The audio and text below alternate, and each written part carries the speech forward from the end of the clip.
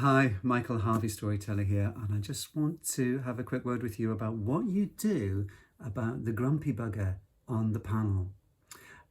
I've told stories to all ages, and it's just true that kids are a brilliant audience because their faces are just so wide and open and they just fall into the story. Adults less so. And even though I know that the resting expression of a lot of adults is pretty grumpy, it can still be a bit of a challenge, especially when you're in quite an intimate audience situation.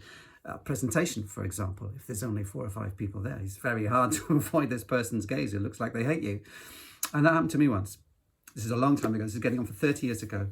Before I was doing proper storytelling, I did a little show based on a Dickens Christmas story, not the Christmas Carol, another lesser known one.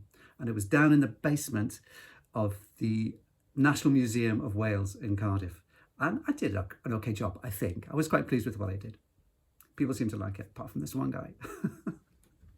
So I'm doing my thing, and there's a guy right at the front, sitting there. He's got this huge bristly moustache, and he's bristly eyebrows, and he's staring at me like he hates me, like he really hates me.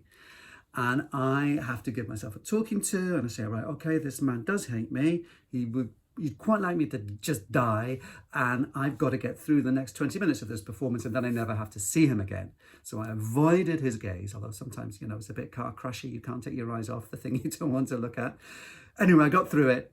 It was over, and I gave myself a pat on the back and said, you never have to see that man ever again in your entire life. Guess what happened?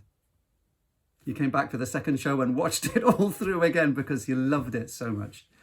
Our paranoia about other humans' faces, particularly adults, is something we just have to get over.